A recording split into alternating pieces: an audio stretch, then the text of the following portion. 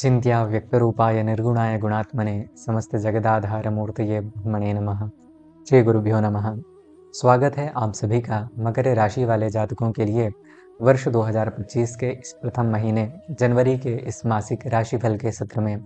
आज की इस वीडियो में हम जानेंगे कि मकर राशि वाले जातकों के लिए आने वाला यह जो वर्ष 2025 का पहला महीना जनवरी है, यह किस प्रकार के शुभाशुभ परिणामों को लेकर के आ रहा है, क्या सावधानियां यहाँ पर आपको रखनी चाहिए, किस प्रकार के कार्यों को आपको करना चाहिए जिससे कि और भी ज़्यादा शुभद परिणामों की प्राप्ति हो सके, तथा ओवरऑल क्या जो है शुभाशुभ वृत्तांत यहाँ पर आपके लिए जनवरी 2025 के हो सकते हैं। इन सभी विषयों को विस्तार से यहाँ पर हम जानेंगे तथा इससे संबंधित विषयों पर चर्चा करेंगे।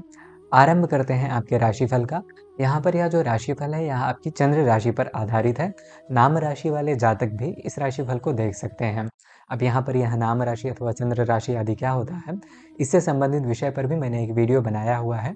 आप चाहें तो इसका लिंक डिस्क्रिप्शन में है, आप जाकर के इस वीडियो को देख सकते हैं। आरंभ करते हैं आपके राशिफल का। यदि आप यहाँ पर देखेंगे तो हमने इस जो स्क्रीन है इसको दो भागों में विभाजित किया है। पहले तो यहाँ पर हमने ग्रहों के भावफल लिखे हैं, तदुपरांत यहाँ पर स्थान वशात व शुभ अशुभ इत्यादि जो है उसको रखा है। और यहाँ पर यदि आप देखेंगे तो यहाँ पर ग्रह गोचर का समग्र स्थिति विद्यमान है। इसी का प्रायोगिक जो है हम फल के रूप में देखते हैं।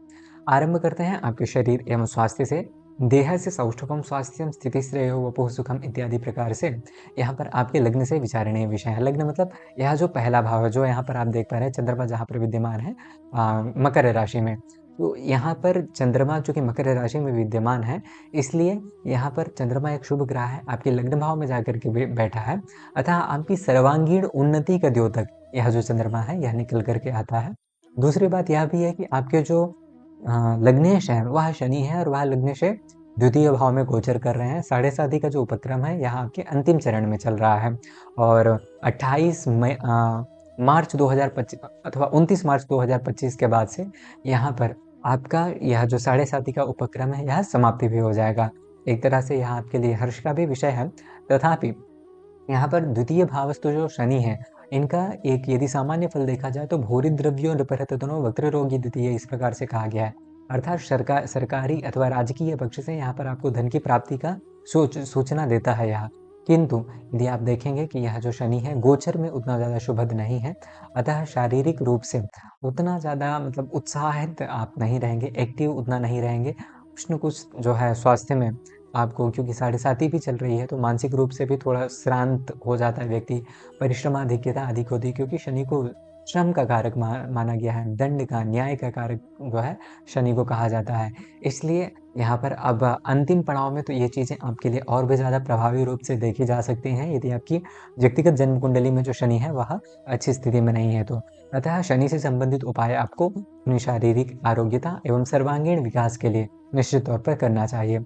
आगे शिक्षा एवं संतान से संबंधित विषय पर चर्चा की जाए तो यह तो पंचम भाव है। यदि आप देखेंगे तो इस पंचम भाव से ही प्रज्ञा, प्रतिभा, मेधा, विवेक शक्ति, पुरातनम पुण्यम, मंत्रा, मातृतनुजाः पंचम भाव सौमनस्यमपि चिंत्यम, इस प्रकार से जो है पंचम भाव से विचारणीय विषय है। अतः 3 चीजें प्रमुखतः निकल करके आती हैं कि आपकी बुद्धि हो गई, मानसिक स्थिति हो गई और संतान पक्ष हो गया। इन तीनों का विचार पंचम भाव से किया जाता है।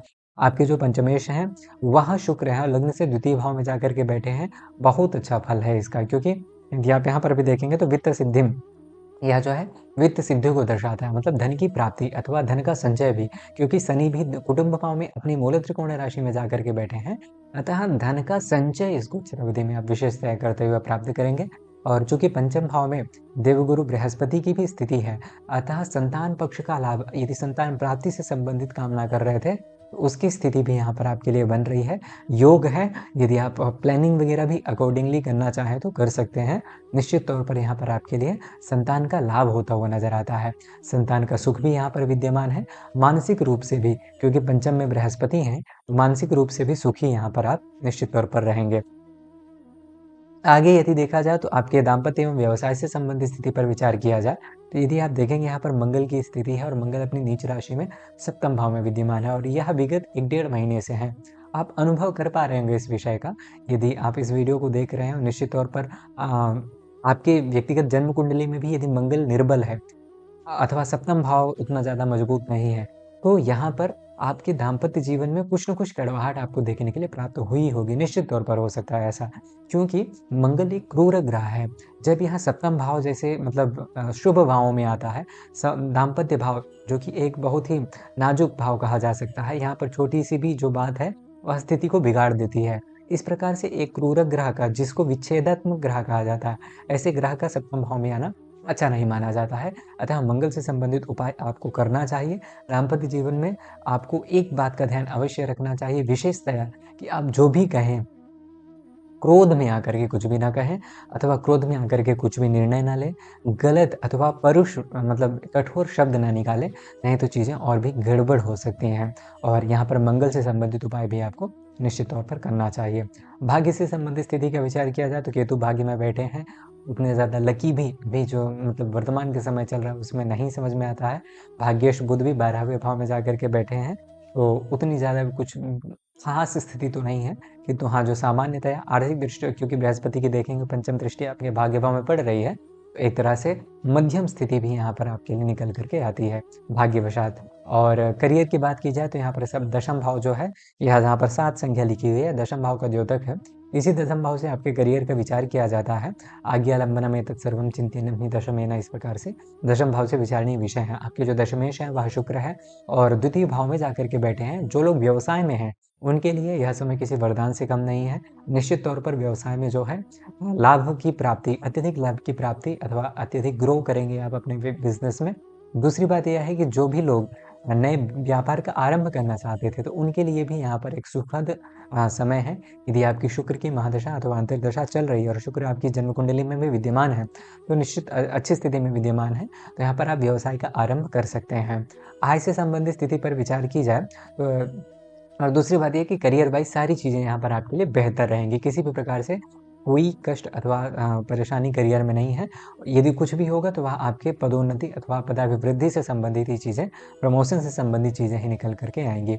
आय तथा लाभ से संबंधित स्थिति पर यदि देखेंगे, आयुष जो है मंगल है, और मंगल यदि आप यहाँ पर देखेंगे तो नीच राशि में विद्यमान है।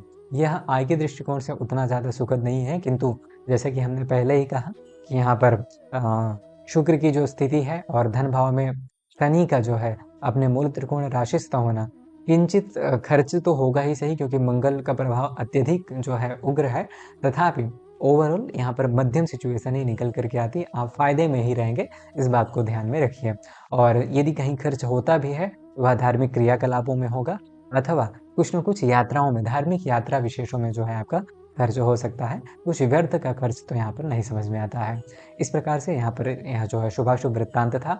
इस महीने को और भी ज़्यादा शुभद बनाने के लिए आप शनि, मंगल एवं केतु के उपाय के तौर पर मंगलवार एवं शनिवार के दिन सुंदरकांड का पाठ करें, हनुमान मंदिर में जाकर के घी का दीपक जलाएं, और यदि संभव हो तो 1 बार नहीं तो 3 बार प्रतिदिन जो है हनुमान चालीसा का पाठ करें। और बाकी जो भी स्थितियां हैं आपके लिए शुभद ही हैं, अनुकूल हैं, किसी भी प्रकार से कोई परेशानी नहीं है, तो ऐसी कोई चिंता वाली बात भी नहीं है। यह जो महीना है यह आपके लिए उत्तम परिणाम को ही दे करके जाने वाला है। यदि यह जानकारी आपको बेहतर लगी हो तो कृपया इस वीडियो को लाइक अवश्य करें और चैनल को भी सब्सक्राइब कर लें। आने वाला यह जो महीना है यह आपके लिए शुभद, सुखद, कल्याणकारी एवं मंगलकारी हो, इन्हीं शुभकामनाओं के साथ नमस्ते, महादेव।